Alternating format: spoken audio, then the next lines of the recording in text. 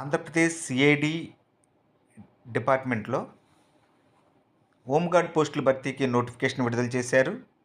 కేవలం ఇంటర్మీడియట్ అర్హతతో ఈ పోస్టులు భర్తీ చేస్తున్నారు. ఇది ఆఫ్లైన్ ద్వారా దరఖాస్తు చేయాలి.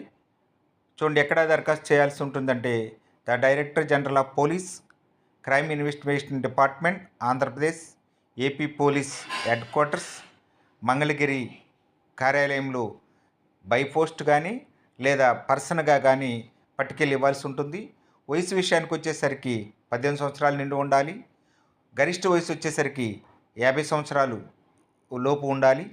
అలాగే అర్హత వచ్చేసరికి ఇంటర్మీడియట్ చదివిన వారు ఎవరైనా సరే ఈ పోస్టులకి దరఖాస్తు చేసుకోవచ్చు.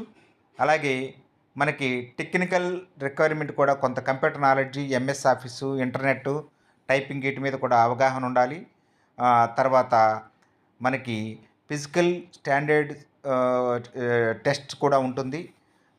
అలాగే ప్రిఫర్డ్ క్వాలిఫికేషన్ బీసీఏ కానీ, తర్వాత బీఎస్సీ కానీ, ఎంసీఏ కానీ, బీటెక్ కానీ, ఐటీ రిలేటెడ్ ఉన్న వాళ్ళు ఎవరైనా సరే ఇంక వాళ్ళకి ప్రత్యేక ప్రిఫరెన్స్ ఇవ్వబడుతుంది.